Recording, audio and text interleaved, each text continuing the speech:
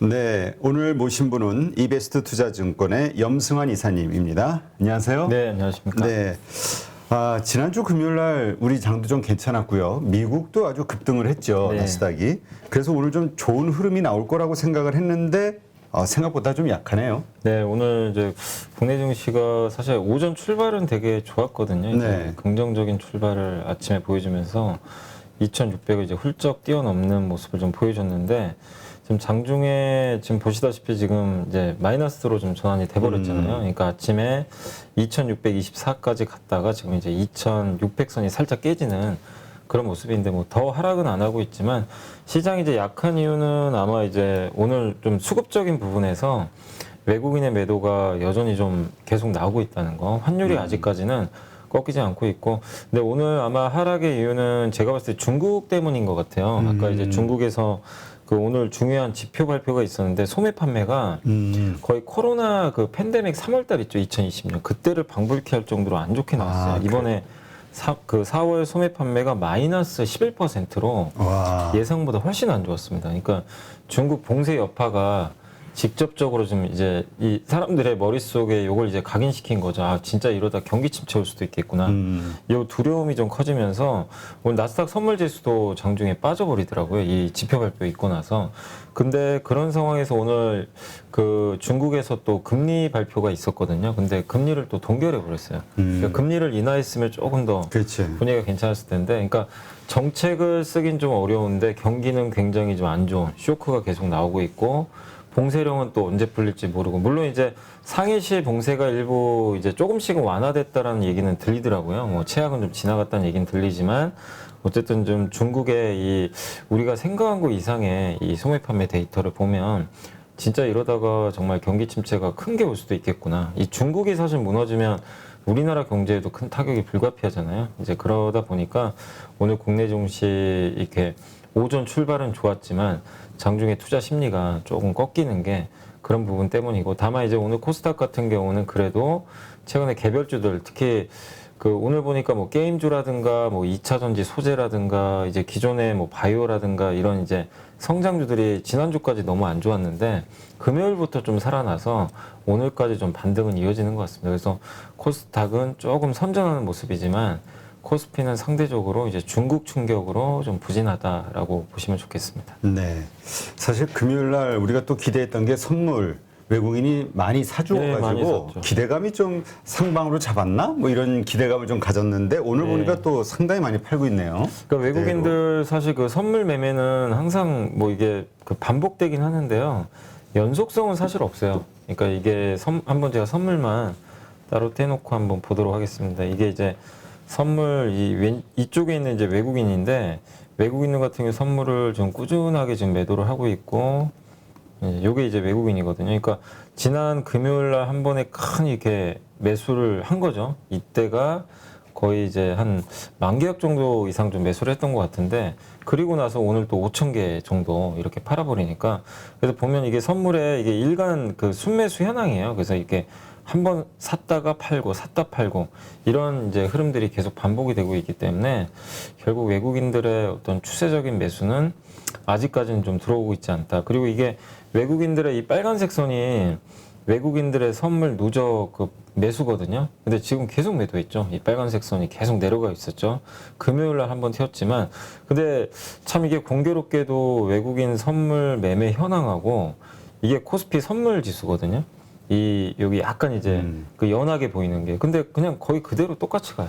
그러니까 외국인들이 시장을 이제 어떻게 보면 현물도 있지만 선물 가지고도 굉장히 좀 컨트롤을 하고 있습니다. 그래서 지금 이제 누적 선물 매도가 워낙 많기 때문에 이것만 봐도 여기서 뭐 증시가 더 무너지거나 이럴 만한 이유는 아니지만 외국인들이 어느 정도 선물을 좀 누적적으로 매수하는 흐름으로 좀 바뀌어야 되는데, 그러기 위해선 뭔가 외부 변수가 바뀌어야 되잖아요. 근데 그렇죠. 그런 게 아직은 지금 보이질 않잖아요. 오늘도 뭐 중국 쇼크가 또 나와버리니까, 그래서 지금 더 이상의 뭐 급락이다 뭐 이런 거는 나오지 않는다 하더라도 워낙 이 포지션 자체가 밑에 있기 때문에 그렇지만 오르기 위한 뭔가 좀 조건들이 아직은 좀 갖춰져 있지 않다. 그래서 아직까지는 외국인들이 샀다 팔았다를 좀 반복하는 뭐 단기 매매를 좀 하고 있기 때문에 증시의 방향성이 나오긴 어렵고, 그래서 오늘은 좀 아쉽지만 외국인들의 대규모 선물 매도가 다시 출회되면서 시장은 조금 약세를 보이고 있다라고 보시는 것도 좀 맞는 것 같습니다. 네.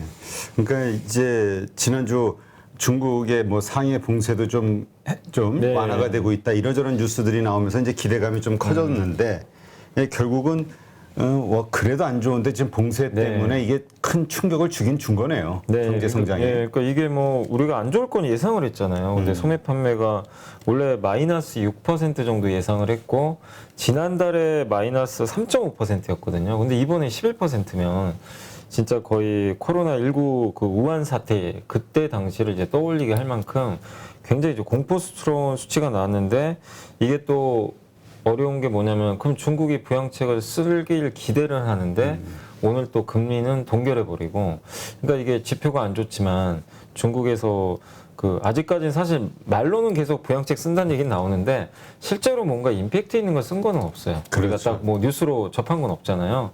뭐 시진핑 주석도 그렇고 리커창 총리도 그렇고 아직까지는 공격적인 부양책에 대해서 직접적인 뭔가 구체적인 수치를 대시를 해가지고 나온 건 없기 때문에 시장은 부양책을 기다리지만 어쨌든 그 기다리는 과정에서 너무나 지금 수치가 안 좋아서 좀 우리나라 증시에까지 악영향을 일부 좀 주고 있는 것 같습니다. 네. 이렇게 안 좋다 보니까 그 뭐죠? 중국의 공장이 있는 애플하고 네. 테슬라 여기도 실적이 좀 안 좋아질 것이다. 상당히 좀 우려를 많이 해요. 실제로 그 IR 할 때 이미 그 얘기를 했죠. 그러니까 애플 실적이 1분기에 나쁘진 않았거든요. 테슬라도 근데 이제 우려가 됐던 거는 애플도 그렇고 그 테슬라가 사실 미중 이제 무역 분쟁이 생기고 나서 미국 브랜드가 미국에서도 많이 좀 고전을 면치 못했는데 정말 이 두 개 기업은 전혀 그런 거랑 상관없이 중국 사람들의 그냥 선택을 받아버린 거죠. 테슬라도 뭐 그냥 잘 팔리고 애플도 뭐 옛날에 나이키 화영식 기억하실 거예요. 근데 애플 뭐 아이폰은 다 씁니다. 그냥 중국 사람들이 뭐 미국 제품이라는 거 신경 안 쓰고 그냥 브랜드를 보고 그냥 사용을 하다 보니까 워낙 잘 나갔는데 지금은 이제 뭐 애국심이다 이런 걸 미국과의 중국과의 관계를 떠나서 이건 중국 사람들도 뭐 테슬라 아니면 애플 제품을 사고 싶어도 좀 살 수가 없는 상황이에요. 뭐 밖에 나가질 못하니까 아예 그냥 봉쇄령이 좀 내려진 그 구간은 절대 밖에 나갈 수가 없습니다. 그래서 근데 그 중국의 인구가 워낙 많지만 상해라는 대도시가 차지하는 비중이 또 워낙 크잖아요. 경제 대도시 아닙니까? 경제로는 사실 베이징보다 더 큰 도시다 보니까 여기 인구가 2,500만 명인데 여기에 이제 봉쇄령을 내려버렸기 때문에 충격은 2분기에 불가피할 것 같고 또 그 상해 쪽에 그 테슬라 공장도 있잖아요. 그렇죠. 공장도 있고 또 IT 공장들도 많이 그쪽에 포진해 있고 또 물류를 담당하는 그 항구도 거기 있다 보니까 상해 봉쇄는 다른 지역과 봉쇄가 차원이 다른 그런 문제였던 것 같아요. 그래서 애플 CEO도 언급을 했죠. 이 2분기는 좀 중국 때문에 좀 안 좋을 수도 있을 것 같다. 직접 언급을 했기 때문에 그래서 지금 애플과 최근에 테슬라 주가 빠지는 건 물론 이제 미국의 그 금리가 올라가면서 뭐 기술주가 다 빠지는 것도 하나의 뭐 원인이 되겠지만 그거와 또 별개로 중국이라는 이 가장 큰 또 매출 비중을 차지하는 국가의 이 어떤 봉쇄령도 뭐 주가나 실적에 앞으로의 좀 부담으로 작용을 했던 것 같습니다. 그래서 애플이나 테슬라도 봉쇄령이 좀 풀려야 좋아질 것 같은데 근데 이제 다행스럽게도 어쨌든 이번 주 들어와서 일부 부분 봉쇄가 좀 풀려있는 건 사실이고요. 그 다음에 상해에서도 계속 얘기가 나오나 봐요. 6월 1일부터 6월 이 중순까지 이 구간 동안 단계적으로 좀 더 봉쇄를 해가지고 이제 구역별로 좀 더 나누나 봐요. 근데 목표가 그거라고 합니다. 6월 중순에는 완전 재해제. 네, 봉쇄령은. 지금 왜냐면 중국의 그 상해시 확진자가 한때 막 2만 명 넘고 막 3만 명 갔었는데 지금 이제 1,000명 이하로 떨어진 것 같더라고요. 지금 많이 줄었거든요. 그래서 이 확진자가 줄고 있기 때문에 아마 중국은 6월 중순, 그러니까 6월로 넘어가면서부터는 이 상해시에 대한 제로 코로나 정책은 좀 풀 수도 있다. 그래서 요거는 한번 우리가 좀 기대를 해볼 만한 좀 긍정적인 요인이 아닌가라고 보고 있습니다. 네. 하여튼 그 제로 코로나 정책이 좀 바뀌어야 네, 그렇죠. 맞습니다. 그래야 좀 더 네. 그게 근본적인 해결책이 될 텐데 이번에 뭐 북한 나오는 뉴스도 보니까 뭐 심각한 것 같아요. 북한도 걱정이더라고요. 그러니까 보니까 그 지금 확진자가 너무 많이 늘어났는데 거기는 사실 아까 뉴스를 보니까 백신 맞으신 분들이 별로 없는 것 같은데 접종도 별로 없었던 것 같고 근데 또 그런 얘기도 있더라고요. 이게 뉴스를 보다 보니까 또 변이 바이러스가 또 북한에서 나올 수도 있다. 왜냐하면 이제 그동안의 사례를 보면은 백신 접종률이 낮은 국가에서 대부분 변이 바이러스가 그렇죠. 나왔거든요. 그래서 이게 또 우리나라에도 영향을 당연히 또 줄 수도 있기 때문에 계속 좀 한번 예의주시는 해야 될 것 같습니다. 네.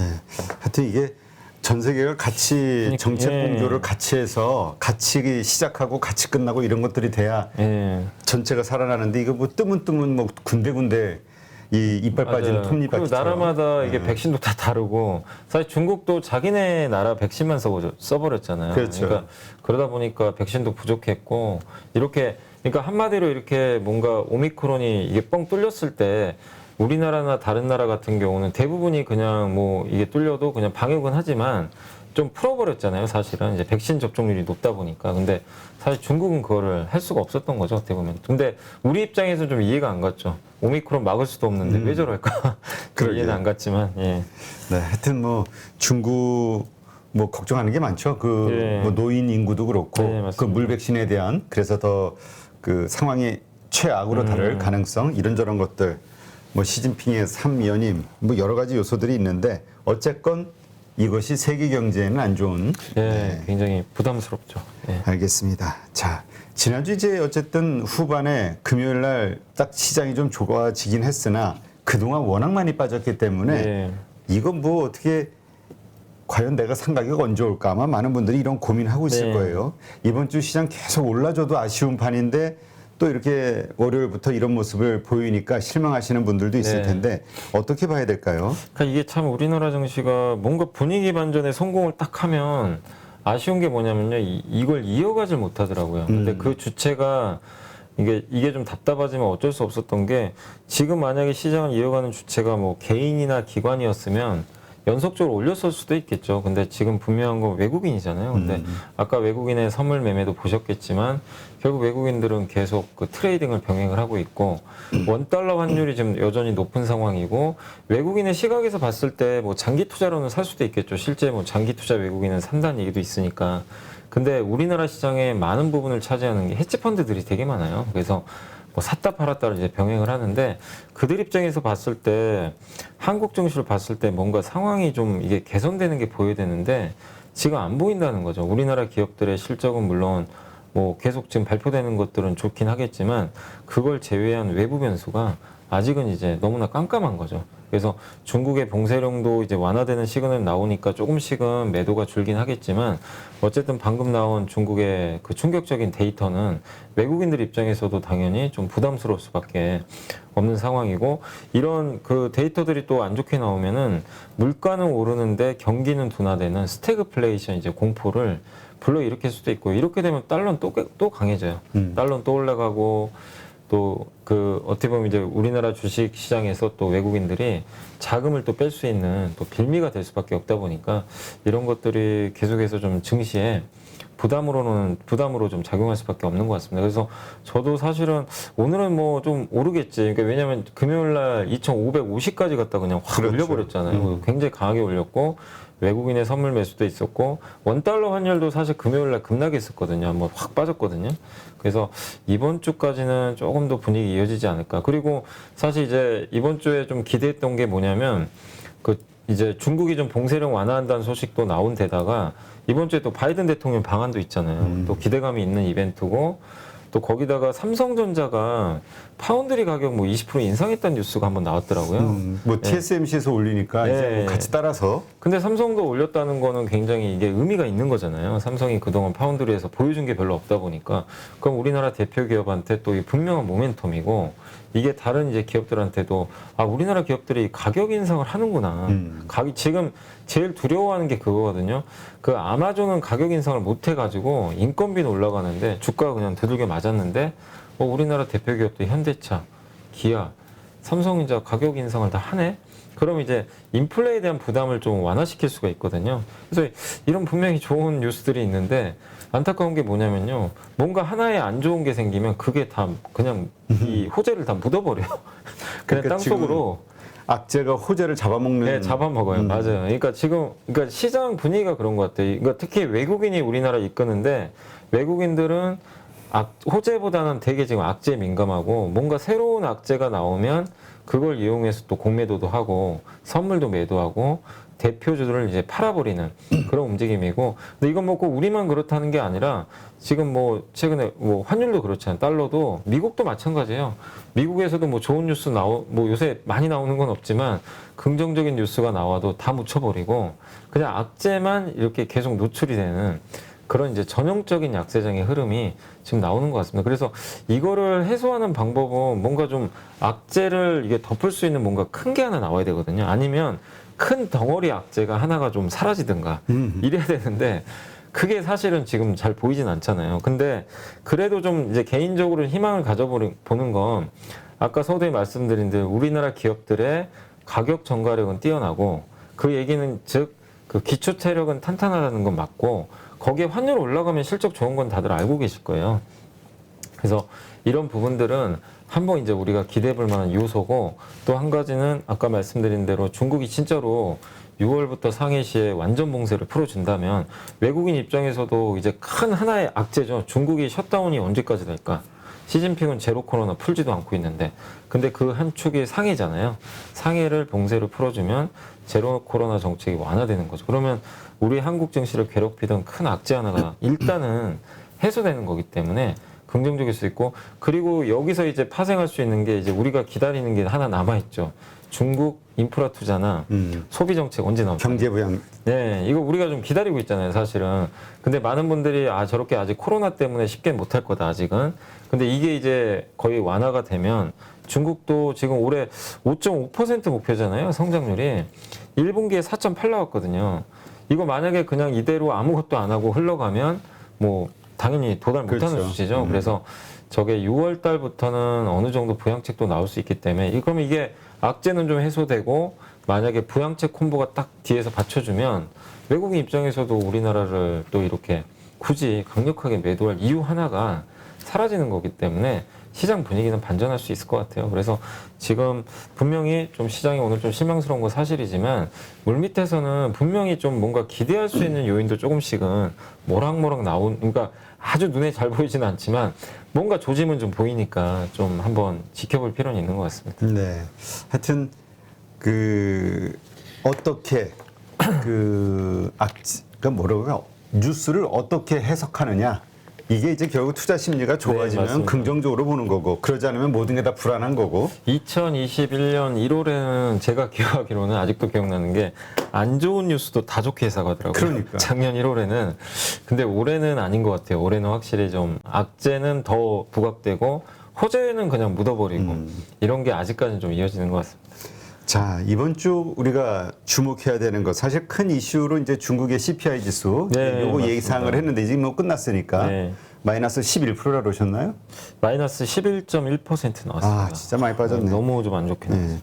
자, 그러면 그거 외에 우리가 이번 주에 또 주목해야 되는 어떤 변수랄까요? 뭐가 있을까요? 이번 주에 이제 일정 중에서는 오늘 그 월요일이죠. 이제 매 분기가 끝나고 45일 안에는 기업들이 그 분기 보고서 있죠. 뭐 분기 보고서나 반기 보고서 내야 되니까 실적 발표해야 되거든요. 그래서 오늘이 마지막 날이에요. 그래서 오늘 아마 저녁 늦게까지 계속 이제 보고서들이 좀 쏟아질 것 같은데 그거 좀 참고하시면 되겠고, 오늘 제출 안 하면 그건 좀 문제가 있습니다. 근데 일부 신규 상장한 기업들은 조금 이게 텀을 줘요. 좀 이렇게 이 월말까지는 주지만 그 특수한 경우 빼고는 오늘까지 다 발표를 해야 되니까 발표한 기업들 실적 좀 잘 체크하시면 좋겠고, 그 다음에 이제 화요일 날 같은 경우는 그 유럽도 좀 되게 중요한 게 유럽의 ECB 총재죠. 라가르드 총재가 이제 내일 그 연설이 있어요. 그래서 이제 ECB 앞두고 어떤 발언을 해줄지. 지금 유럽은 아직까지 금리를 안 올렸잖아요. 근데 유럽도 아마 7월부터 금리 올린다는 얘기가 조금씩 나오더라고요. 유럽도 지금 물가가 오고. 근데 유럽도 참 딜레마가 뭐냐면요. 지금 우크라이나 사태 최대 피해 그 지역이 유럽이잖아요. 그 천연가스 때문에 피해를 많이 보고 있는데, 그럼 경기가 안 좋아요. 경기가 안 좋으면 어떻게 되죠? 금리를 올리면 안 되죠. 우리 상식적으로. 근데 지금 또 하나의 문제가 생겼죠. 유럽에 지금 천연가스 가격이 폭등을 해버렸어요. 그렇죠. 인플레이션. 네, 인플레. 그러니까 이것도 잡아야 되고. 그래서 유럽이 좀 진퇴양난인데, 그래서 아마 물가를 좀 잡기 위해서 7월에 올린다는 얘기는 있는데, 그러면 이게 많은 분들이 이렇게 또 생각할 수 있어요. 유럽 경제 또 안 좋아지니까 우리나라 안 좋은 거 아니냐. 물론 뭐 그게 좋다는 얘기를 하는 거 아닙니다. 근데 유럽이 어쨌든 금리를 올리기 시작하잖아요. 그러면 이게 달러화가 좀 꺾일 수도 있어요. 그렇죠. 예, 왜냐하면 그동안 달러는 금리 올리면서 올라가는데 유로화는 꺾여버렸거든요.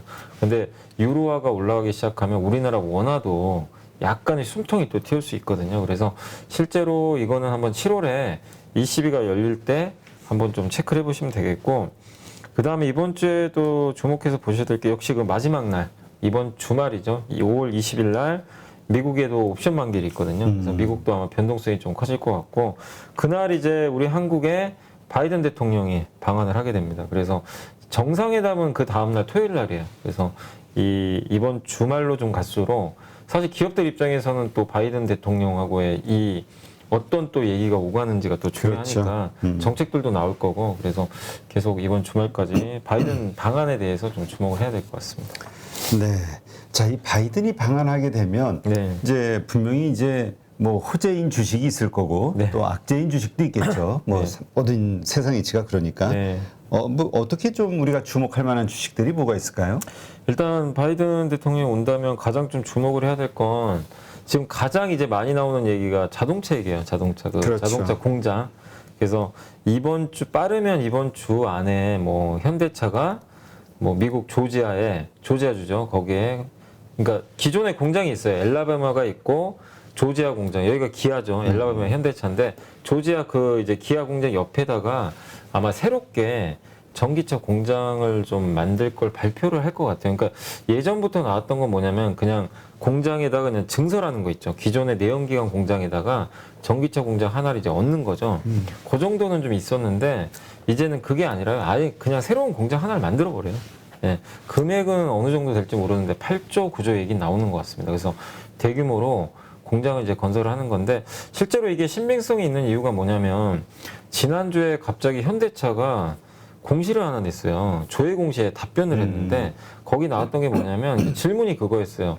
미국의 신규 전기차 공장 짓는 거 맞냐? 그랬더니 이제 현대차가 뭐라고 답변을 했냐면 지금 미국의 일부 주와 협의 중이다. 협의, 그러니까 인정은 한 거죠. 그렇죠. 예, 근데 뭐 아직 확정된 건 없다. 예, 그러니까 지금 검토하고 있는 단계는 맞는 것 같아요. 그래서 아마 그 내용으로 유출해 보면 미국에 아마 전기차 공장 짓는 거는 좀 가능성이 굉장히 지금 높지 않나 이렇게 보고 있고, 또 지금 이번에 지금 바이든 대통령이 오잖아요. 바이든 대통령 입장에서도 이렇게 약간 이렇게 해석하신 분도 계시더라고요. 뉴스를 보니까 바이든 대통령이 그때 그 2020년에 그 트럼프를 이겼잖아요. 그렇죠. 이길 때 가장 큰 공을 세운 지역이 조지아주라고 하더라고요. 네. 근데 거기에 어떻게 보면 현대차가 만약 공장을 지어주면 굉장한 또 바이든한테 뭐 선물이 될 수 있다, 이런 얘기도 있고, 이번 중간 선거에서도 그 조지아 지역이 굉장히 또 중요한 지역인가 봐요. 그래서 아마 이제 바이든 입장에서는 현대차가 투자를 거기다 해주면 되게 뭐 좋을 수밖에 없죠. 본인 입장에서 사실은 일자리가 창출이 되니까. 그렇죠. 그래서 그런 좀 정치적인 해석도 하는데, 뭐 사실 그 뭐 정치적인 해석까지 뭐 우리가 이렇다 저렇다 할 필요는 없을 것 같고, 다만 이제 우리 주식 투자 관점에선 결국엔 그 현대차가 이게 뭐 바이든과의 관계를 떠나서라도 미국에 공장을 짓는 거는 저는 타당하다고 생각을 해요. 왜냐하면 지금 미국 현지에서 공장을 지어야 나중에 그 보조금 혜택을 좀 받을 수가 있고요.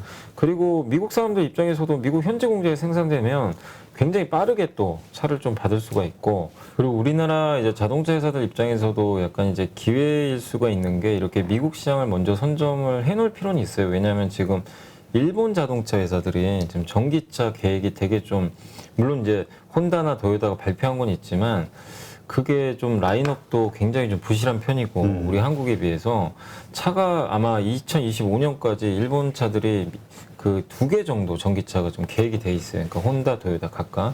근데 우리나라만 해도 지금 현대, 기아가 지금 나오는 라인업들 보면은 뭐 아이오닉 5, 아이오닉 6, 7, 기아가 EV6, 뭐 EV9도 있고, 또 제너시스 전기차 모델도 지금 꾸준히 있잖아요.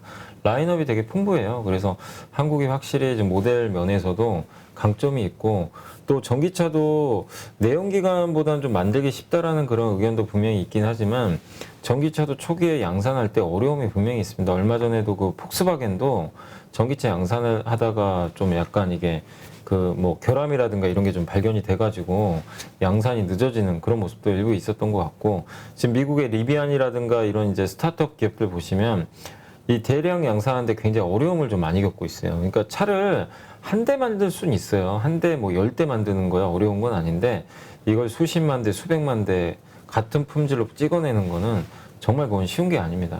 거기에 또 들어가는 부품 생태계도 구축이 돼야 되고 그래서 사실은 완성차 업체들이 저는 결국 전기차 시장에서 잘할 수밖에 없다고 생각하는 게 이미 내연기관에서 그런 걸 좀 갖고 있었거든요. 다만 이들이 할인받은 게 내연기관차를 갖고 있다 보니까 이 가치가 점점 떨어지잖아요. 그래서 이걸 일로 옮기는데 비용이 너무 들어가니까 시장에서 이제 인정을 안 해줬던 거죠. 근데 그런 것들도 사실 다 어느 정도 반영을 했고 근데 현대차는 지금 잘하고 있잖아요.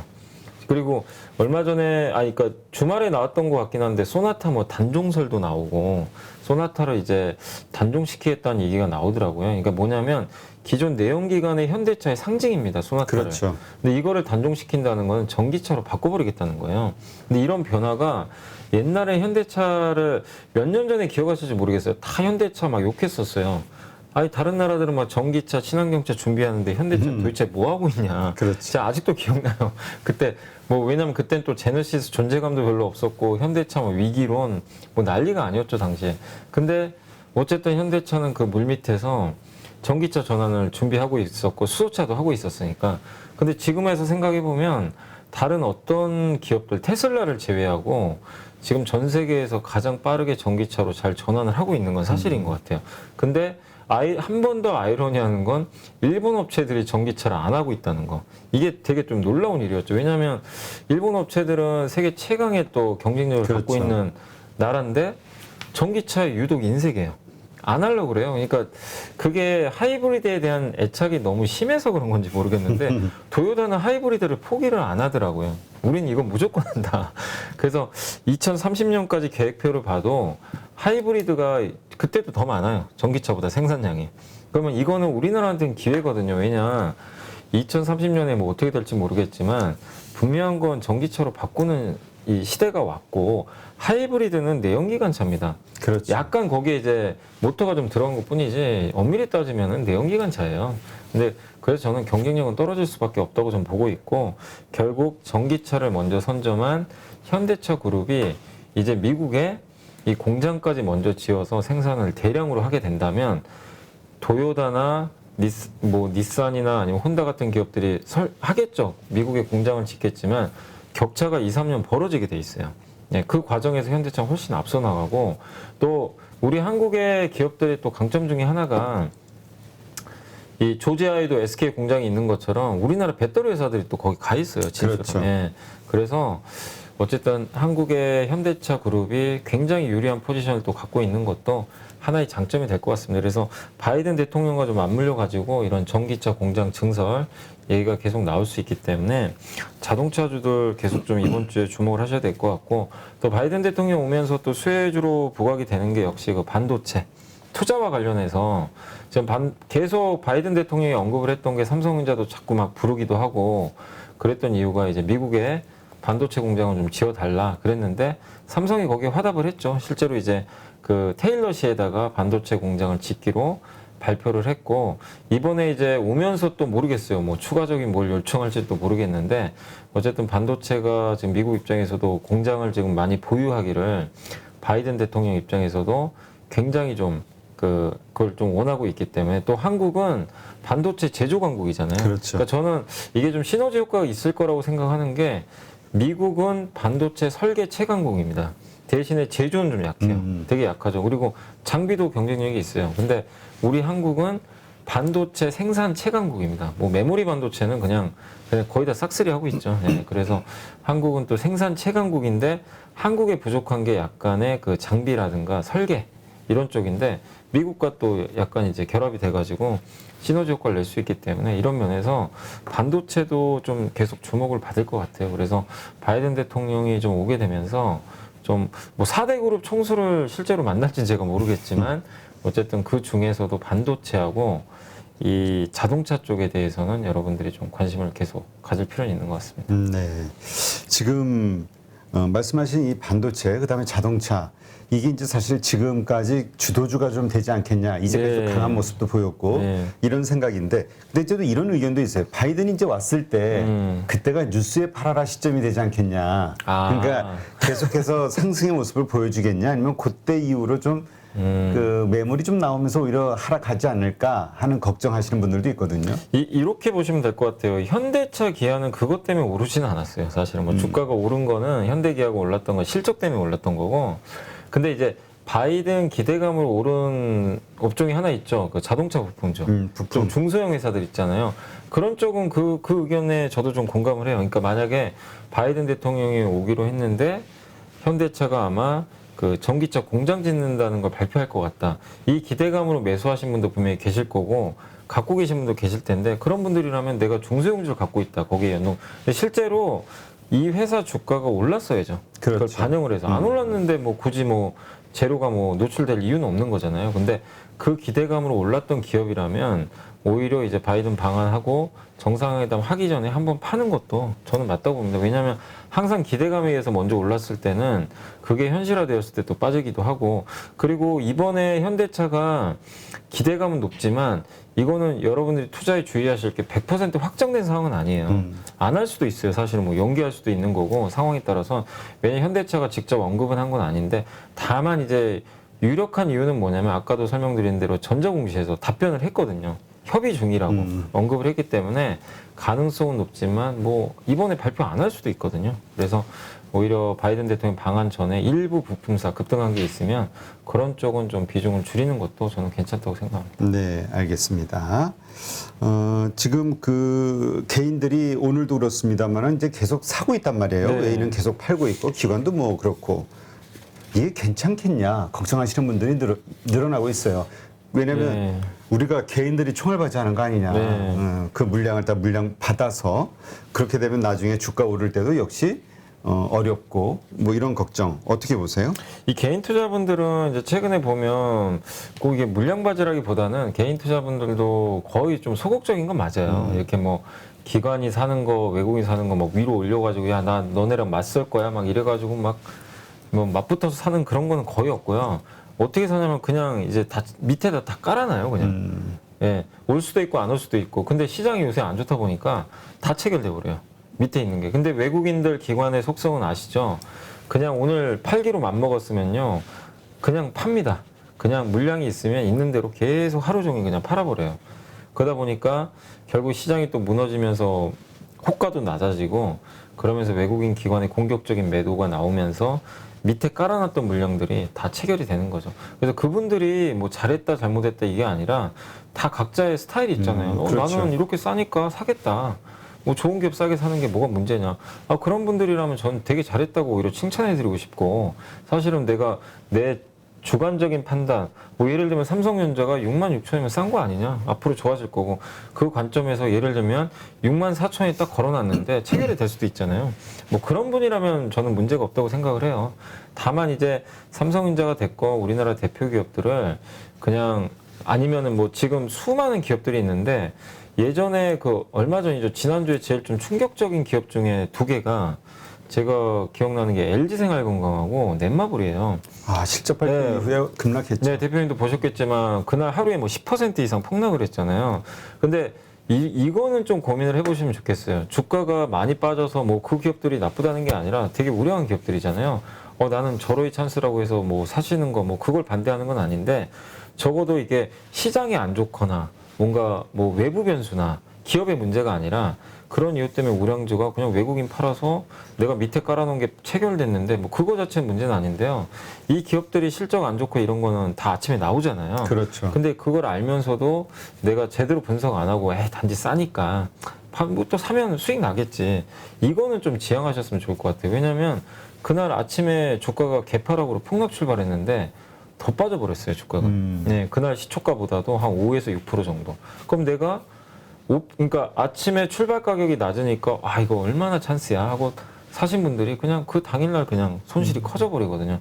근데 명확한 이유를 우리는 알잖아요. 왜 빠지는지를. 실적이 안 좋아서. 그렇죠. 근데 이런 기업의 뭐 LG생활건강이나 넷마블이 나중에 분명히 좋아질 수 있겠지만 지금 당장은 누가 봐도 실적이 좀 데미지를 입었거든요. 그러니까 확인을 하고 사시라는 거예요. 그러니까 지금 최근에 개인 투자자분들의 특징이 뭐냐면 급 나간 거는 거의 다 개인들이 다 사세요. 밑에 깔아놓으니까 그 중에서 좀 내용은 좀 확인하고 사자. 그냥 아무거나 우리가 단지 빠졌으니까 밑에 깔아놓고 사지 마시고 적어도 앞으로 실적이 좋아질 기업인지 돈은 버는지 억울하게 빠진 건지 이런 걸 좀 체크하셔가지고 그냥 사야지 무작정 그냥 가격만 보고 사는 거는 조금 지양을 해야 된다라고 좀 말씀을 드리겠습니다. 네, 알겠습니다.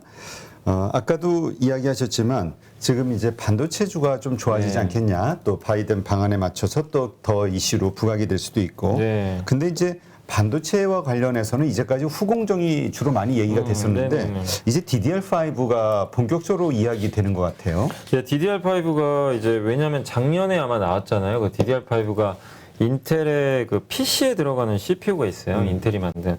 그거 먼저 나왔는데 아직까지는 이쪽에 뭐 수요가 그렇게 크지. 요새 PC가 수요가 줄어버려가지고 임팩트가 별로 없었습니다. 근데 최근에 이제 DDR5 관련주들이 지난주에 갑자기 급등하더라고요. 한 증권사의 보고서도 나왔지만 그 내용은 뭐냐면 그 인텔이 이번에 뭐 투자자 데이를 하나 열었던 것 같은데 거기서 3분기부터 그 서버 있죠. 서버용 DDR5, 그러니까 DDR5를 지원하는 서버용 CPU를 출시한다고 언급을 했고 실제로 지금 출시를 했어요. 일부 물량은.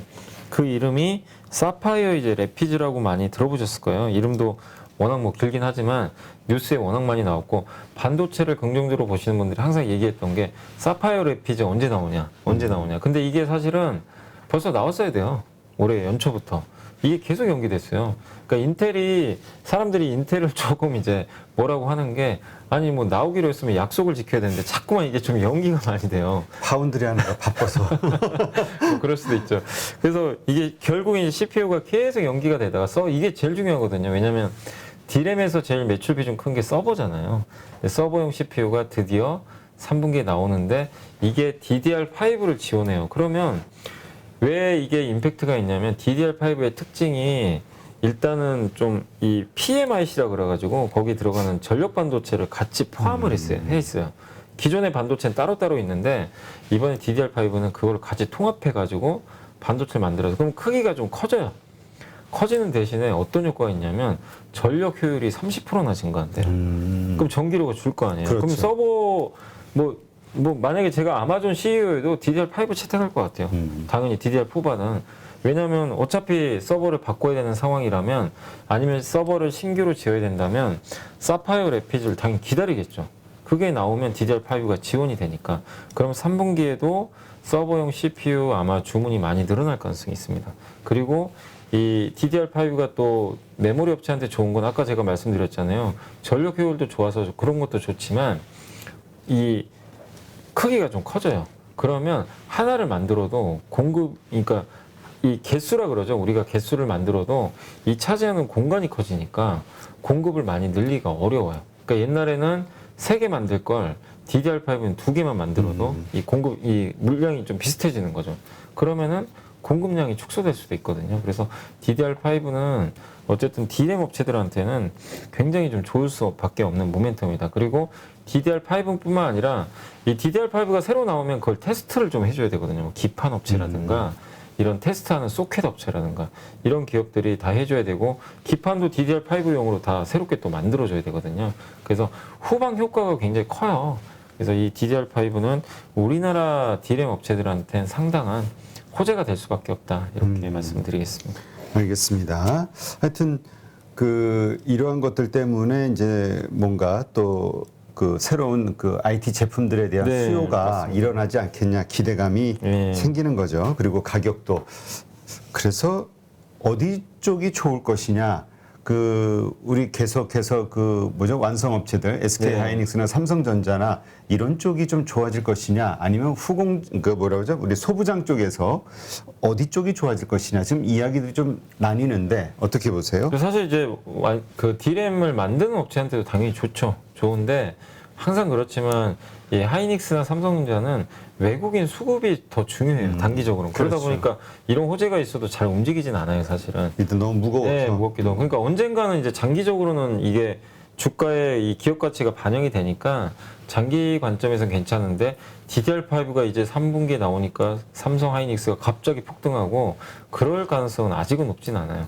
오히려 외부 변수가 개선되기 전까지는 좀 정체될 수 있으니까 그래서 지금 당장 내가 DDR5 좀 수혜주를 원한다면 좀 중소형주가 낫겠죠. 그래서 가장 대표적인 기업으로 많이 거론되는 게 항상 DDR5 하면 심택. 예, 그 기판 만드는 업체거든요. 그 다음에 최근에 그 한 증권사에서도 이제 보고서를 쓴 걸로 봤는데 TLB라는 또 회사가 있어요. 비슷한 기판 회사입니다. TLB. 예, TLB도 같은 수혜주고 ISC라고 이 소켓 업체 있어요. 이 소켓에 끼워가지고 반도체를 테스트하는 거거든요. 그런 이제 테스트할 수 있는 그 소켓 업체들 그리고 이제 각종 다양한 뭐 기판이라든가 테스트를 해준 테스트 장비. 예. 그러니까 이 DDR5로 바뀌면서 검사 장비 수요가 또 늘어날 수도 있거든요. 그래서 오히려 단기적으로는 그런 기업들이 조금 더 수혜를 받을 수 있다. 다만 DDR5에 대한 기대감이 지금 미리 선반영되고 있으니까 그렇죠. 주가 변동성에 좀 주의를 하시고 아까 말씀드린 대로 삼성전자 하이닉스 실망하지 마시고 결국엔 나중에 반영은 되니까 장기 관점에서 좀 대형주들은 보시면 좋을 것 같습니다. 네. 하여튼 지금 주식을 들고 있으신 분들 입장에서는 답답해 하시는 분들이 네. 참 많을 거예요. 네. 예. 뭐 올라가도 시원찮은데 계속 떨어지다가 맞습니다. 네. 반등 잠깐 하다가 또 빠지고. 자, 지금 어쨌건 그 경기 침체에 대한 중국을 네. 중심으로 한 경기 침체에 대한 걱정들이 커지면서 이제 주식시장도 계속 변동성이 커지고 급락을 하고 했던 건데 지금 기분 나쁜 이야기가 또 들려요. 뭐냐면 2분기에 코스피 기업들의 이익 전망치를 좀 낮추고 있다. 증권사에서. 그래요. 아니 근데 그거는 좀 이제 좀 더 시간을 갖고 좀 보셔야 되는 게 2분기, 1분기도 전망치가 예전에 한번 낮아졌다가 최근에 오히려 올라가기 시작을 했고 그 이제 1분기 실적은 끝났으니까 2분기 추정치도 봐야 되는데 일단 그래도 이제 팩트만 말씀드리면 요거는 이제 오늘 미래에셋 증권의 유명관 애널리스트가 자료를 매주 써요. 거기 나온 데이터만 가지고 제가 말씀을 드리면 올해 2분기 영업이익 전망치가 지난주보다 일주일 전보다는 0.6% 올라갔고요. 그 다음에 1개월 전보다는 5% 증가를 했어요. 아, 오히려 올라갔어요. 네, 오히려 지금 여기 나온 수치로는. 그래서 이제 그전에는 좀 떨어졌었죠, 사실은. 떨어졌는데 최근 들어와서는 오히려 좀 올라가고 있다. 그 뭐 이유가 뭐냐면 환율 효과가 좀 큰 것 같아요. 워낙 지금 원달러 환율이 높은데 이번 우리나라 1분기 기업들 실적 보면 환율 때문에 돈 많이 번 기업들이 좀 그렇죠. 있어요. 근데 지금 2분기는 환율이 더 높아요. 예, 그러니까 환율 효과가 더 나올 수가 있기 때문에 그래서 좀 추정치가 오히려 올라가고 있고 올해 전체죠. 22년도 영업이익 전체 전망치는 일주일 전보다 0.7% 그리고 그 1개월 전보다는 2.9% 정도 올라가고 있어서 실제로는 어쨌든 이번 주 들어와서는 추정치는 조금씩 올라가고 있다. 이렇게 좀 생각해 주시면 좋겠고 근데 주가가 빠지다 보니까 추정치 오르는데 주가 빠지면 어떻게 되죠? PER이 낮아져요. 그렇죠. 그래서 지금 PER이 9.5배까지 떨어졌습니다. 그래서 굉장히 좀 과도하게 좀 저평가돼 있다. 이렇게 보시면 되겠고. 근데 이제 한 가지 그 2분기 실적에 대해서 우려하시는 분들의 얘기는 뭐냐면 그게 좀 커서 그래요. 그 한국전력 때문에. 한국전력이 이번에 1분기에 적자가 7조 나왔어요. 엄청난 건데. 근데 만약에 전기료를 못 올리면요. 올해 연간 적자가 20조 될 거래요. 역대 이제까지 창업 이후로 계속 최대 벌었던 적자. 돈보다 네, 그냥, 더 큰 돈이라고 손실이. 그러면은 이게 사실은 한국전력이 지금 전기를 지금 못 올리는데 엄밀히 말하면 자본주의 국가잖아요. 올려야 되거든요, 사실은.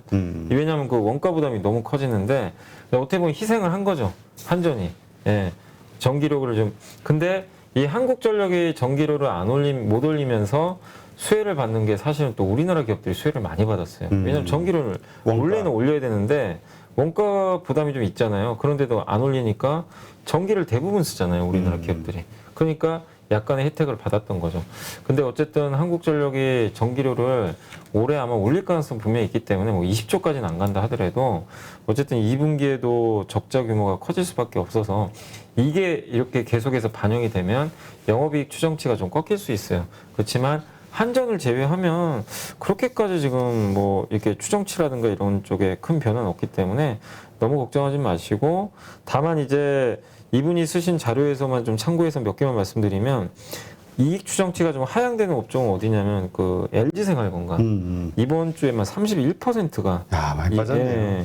감소됐고 이게 중국 봉쇄령 영향도 좀 있었던 것 같고 그래서 조금 떨어졌고 그다음에 지금 호텔 레저도 지금 우리나라 같은 경우 리오프닝은 하지만 외국에서 못 오잖아요 쉽게 그러다 보니까 호텔 레저 쪽도 좀 안 좋고 조선 쪽은 충당금 때문에 이익 추정치가 좀 하향 조정됐고 디스플레이 쪽도 좀 안 좋은 것 같습니다. 반면에 이익 추정치가 올라간 건 어디냐면 여러분도 예상하시겠지만 정유 이번 주에도 GS 같은 경우가 17.5%나 이익 추정치가 올라가 버렸어요. 이게 이제 엄청나게 올라가고 있고 운송업종 있죠. 그 해운주 HMM도 실적 되게 잘 나왔더라고요. 근데 페노션이 21%나 이익 추정치가 점프를 해버렸고 필수 소비재에선 제일제당이 5.5%. 그래서 이런 기업들은 이번 주에 좀 이익 추정치가 올라갔다. 그래서 업종과 뭐 이런 기업마다 또 이렇게 각각 다 좀 상황들이 다르니까 어쨌든 좀 이렇게 하나하나씩 좀 고르셔가지고 잘 하시되 다만 우리나라 전체 영업이익 추정치는 어쨌든 이번 주에는 올라갔다라고 보시면 되겠습니다. 알겠습니다. 잘 참고하시고요. 자, 그렇다면 이제 이런 시장 상황에서 물론 자동차주하고 반도체주가 좋을 것이다 얘기는 하셨지만 네. 우리 염성환 이사님이 개인적으로 좀 눈길이 가는 섹터나 아니면 좀 관심을 갖고 있는 어떤 종목이 있다면 어디 쪽이 될까요? 저는 이제 계속해서 이번 주는 좀 완성차 좀 계속 봐야 될 것 같다. 아무래도 바이든 이슈? 네, 뭐 부품주에서는 좀 큰 회사들 아직 주가 못 오른 게 있다면 한번 보셔도 좋겠고. 근데 저는 뭐 이번 주만 보자는 게 아니라 완성차나 이런 우리 그 현대차 그룹을 이렇게 좀 크게 봐야 되는 이유가 사실은 제가 오늘도 한 프로에서 아침에 상담을 하고 왔는데 리비안이라는 기업을 한번 이렇게 물어보셔가지고 한번 봤어요. 근데 저는 사실 리비안을 그렇게 잘 분석을 안 해봤는데 리비안이 한 30조 정도 되더라고요. 이 시총이. 근데 저는 리비안도 저는 개인적으로 괜찮다고 한번 이렇게 공부를 해보니까 나쁘진 않더라고요. 트럭도 만들고 있고 다만 아직은 적자잖아요. 근데 저는 이제 뭘 느꼈냐면 아니 리비안이 30조인데 기아가 30조가 지금 말이 되나? 그러니까 우리 현대차나 우리나라 대표적인 자동차 회사들 보시면 시총이 지금 현대차가 40조 정도 되거든요. 그렇죠. 기아가 35조, 현대모비스가 20조예요. 이거 합쳐서 100조가 안 돼요. 도요타 하나에도 좀 못 미쳐요, 사실은. 그러니까 저는 시총 기준으로 봤을 때 아무리 우리 한국 증시에 상장돼 있다 그래도 너무 과도하게 좀 저평가돼 있는 것 같아요, 사실은. 지금 PER 5, 6배잖아요. 그래서 꼭 미국 증설 얘기가 아니더라도 그런 것들을 우리가 상호 비교를 해봐도 확실히 현대 기아가 좀 싼 건 맞는 것 같아요, 저평가가. 그래서 자동차주들 계속해서 좀 중장기적인 관점에서 좀 메리트 있으니까 관심을 가져보시고, 그 다음에 좀 업종보다도 제가 지난주에 좀 실적 발표했던 기업들 중에서 몇 개만 좀 기업들만, 그러니까 실적은 좋은데 주가 좀 저밸류 기업들 있잖아요. 네. 그런 기업들 좀 추려와 봤는데, DB하이텍. DB하이텍. 파운드리 회사죠. 근데 매각 이슈 얘기도 좀 계속 나와요. 그렇죠. DB그룹에서 그 지분 12%를 더 매수를 안 하면요, 공정거래법상의 위배가 된대요. 지주사기 때문에. 그래서 아니면 팔아버려야 돼요. 매각 가능성도 있고 실적도 좋고. 그 다음에 한국자산신탁, 그 부동산 신탁 회사 있잖아요. 네네. 근데 그 지난주에 제가 뉴스를 보니까 여의도 여기 그 시범 아파트 있잖아요. 여기가 이제 재건축을 아마 60층까지 뭐 한다는 얘기가 있더라고요. 깜짝 놀랐는데 용적률을 이렇게 좀 규제를 완화해가지고, 근데 거기 그 재건축을 담당하는 데가 한국토지신탁인 것 같더라고요. 예, 그 신탁사랑 하는 것 같아요. 근데 이제 제가 오늘 가져온 건 한국자산신탁인데 실적도 좋고 주가도 싸고 배당도 많이 주는데, 준천동 아마 사건 아실 거예요. 거기 이제 조합원들하고 지금 건설사랑 문제가 생겨가지고, 그래서 조합원이 직접 하는 방식보다 신탁회사에 맡기는 방식으로 좀 요즘에 많이 또 이렇게 수요가 좀 늘고 있나 봐요. 그래서 신탁회사들도 좀 긍정적일 수 있으니까 관심을 가지시고, 백산이라는 기업도 있는데, 백산은 뭐냐면 그 나이키 운동화 있잖아요. 네. 거기 들어가는 그 합성 피혁. 피혁 만드는 회사예요. 그 가죽 같은, 그러니까 인조 뭐라 그러죠? 인조 가죽이라 그러나? 그 합성 피혁이라 그러죠. 운동화 소재. 그거 만드는데 나이키, 아디다스, 리복 다 들어가고요. 근데 이 기업이 지금 리오프닝 하면서 실적이 되게 좋아지고 있더라고요. 그래서 오늘 증권사 한 곳에서 목표 주가 올렸으니까 보시면 되겠고, SFA 반도체는 반도체 후공정 회사입니다. 그래서 한번 관심 가져보시고, SFA는 반도체, OLED, 2차 전지 검사 장비까지 다 하고 있는데 뭐 실적 잘 나왔고 또 삼형전자라고 있어요. 콘덴서 만드는 기업인데 이 기업도 실적이 잘 나왔습니다. 근데 여기서 몇 개만 제가 소개해드렸는데 워낙 많긴 하지만 이 기업들의 공통점은 일단 이번 1분기 실적이 다 기대보다 잘 나온 데다가 퍼가 좀 낮은 애들이에요. 그래서 지금 스타일에 딱 맞아요. 시장이 원하는 건 너무 비싼 걸 또 원치는 않아요. 그래서 저밸류 또 배당도 많이 주고 실적까지 이렇게 교집합이 딱 맞으면 최근에 좀 각광받으니까 이런 기업들 체크해 보시고 그 다음에 이 방송 보시고 나서라도 오늘 이제 분기 보고서 다 쏟아져요. 발표 안 한 기업들. 그 기업들 여러분들 좀 수고스럽더라도 거기서도 진짜 보물 같은 기업들 많을 겁니다. 그렇죠. 그래서 한번 저퍼, PER 10배 이하이면서 실적 성장한 기업이 그 안에 있으니까 또 한번 잘 찾아보시면 좋을 것 같습니다. 네. 하여튼 그 가치도 좀 저렴한 밸류에이션도 네, 낮으면서 성장성, 그러니까 매출이나 이익이 증가하는 기업 이게 이제 괜찮은 기업에 포함이 되겠죠. 네. 근데 아까 이제 자동차주 얘기하셨는데 네. 지금 계속 그 논란이 있는 게 현대차를 살까, 기아를 살까 이런 것들. 왜냐면 기아는 좀 많이 올라왔단 말이에요. 네. 지금 이제 조정받고 현대차는 들 올랐으니까 키 맞추기라도 하지 않겠냐 10% 네. 이상 뭐 이런 얘기하시는 분들도 있거든요. 근데 아니 그건 맞는 얘기예요. 가격 면에서는 현대가 더 날 수도 있어요. 못 올랐으니까 더 상대적으로. 근데 이것도 생각해 보셔야 돼요. 그럼 왜 형님보다 아우가 더 많이 갔을까? 오르는데 네, 이유가 있다. 있어요. 그러니까 일단은 밸류에이션이 더 싸요. 주가는 올랐는데요. 퍼가 더 낮아요. 그만큼 실적 모멘텀이 강하고 기아가 EV6가 굉장히 상품성이 좋아가지고 이번에 그 미국에서 전기차 판매가 나왔거든요. 이번에 기아가 테슬라 다음에 2등을 했어요. 현대가 4등 했어요. 형님이 자존심을 좀 구겨버렸어요, 오히려. 그만큼 올라가는데 이유가 생겼습니다. 그래서 저는 뭐 어차피 둘 다 똑같이 간다고 생각하지만 그래도 모멘텀 면에서는 지금 딱 봐도 주가만 빼면요. 기아가 더 나은 거는 같아요, 사실은. 그래서 뭐 저는 타당한 이유가 분명히 있기 때문에 기아를 선택하는 게 더 합리적일 수 있다. 저는 그렇게 보고 있습니다. 네, 알겠습니다. 하여튼 변동성에 대한 두려움 때문에 많은 그 개인 투자자들이 요새 밤잠을 못 잔다고 네. 나스닥 걱정하느라 예, 맞습니다. 네, 그런 말들이 많은데 하여튼 이럴 때일수록 어떻게 잘 버텨야 될까요? 뭐 사지도 팔지도 마라. 요즘 구간 같은 때는 네, 이런 얘기도 많던데. 맞아요. 그런 분도 계시고 한데 저는 근데 우리나라 시장은 아마 그걸 많이 느끼실 거예요. 워런 버핏도 그 얘기를 했거든요. 쌀 때 사라. 네, 그 얘기를 했고 근데 미국 같은 경우는 지난 10년간의 상승장이 왔었고 경제적 혜자가 높은 기업들이 많아서 그냥 꾸준히 가요. 사실 미국 시장이 이게 사이클을 잘 안 타잖아요. 그렇죠. 근데 한국은 지난 10년간도 보시면 아시겠지만 그냥 사이클 산업이에요. 그래서 남들 좋다고 흥분해서 사면 미국은 더 올라가는데 한국은 거기서 꼭지 찍고 내려오고. 근데 지금 뭐죠? 지금은 누가 봐도 사이클상 완전 지금 안 좋잖아요. 근데 항상 그렇지만 안 좋을 때 사야 한국에서는 수익이 나지 좋을 때 사면 작년 1월과 같이 너무 좋을 때 사면 대부분 또 손실 봤으니까 여기가 바닥인지는 저도 모르지만 지금 분명히 극한 상황까지 온 건 사실이잖아요. 밤잠 못 자고. 근데 분명히 우리나라 주식은 적어도 제가 봤을 때 지금은 적극적으로 비중은 늘릴 단계지 팔자리는 아니고 만약에 이제 나중에 시장이 올라가서 2,800, 900 가면 그때는 또 매수 템포를 좀 조절을 해야 되겠죠. 근데 2,700 이하에서는 너무 막 타이밍 재지 마시고 아까 말씀드린 대로 진짜 실적 좋고 저밸류 기업은 그냥 너무 고민하지 마세요. 그냥 안 좋은 날 더 싸게 살 수 있는 기업이 그 구간이니까. 그래서 2,700 이하에서는 너무 타이밍은 좀 재지 말자. 그 말씀은 좀 드리고 싶습니다. 네, 알겠습니다. 네, 오늘도 참 힘든 하루를 아마 많은 개인 투자자들이 보내고 계실 텐데요. 생각보다 이제 시장이 좀 약하기 때문에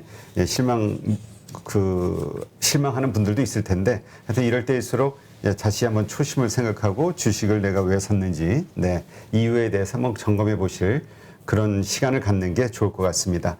네, 이제까지 좋은 인사이트 함께해 주신 염승환 이사님 고맙습니다. 네, 감사합니다.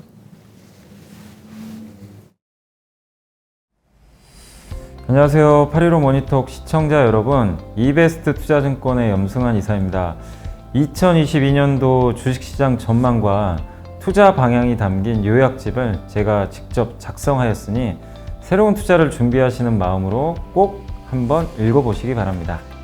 신규 발간된 2022 트렌드 요약집을 받을 수 있는 방법을 알려드릴게요. 요약집은 이베스트 투자증권 계좌를 처음 만드신 신규 고객님이라면 누구나 신청 가능합니다. 계좌 개설하는 방법 안내해 드릴게요.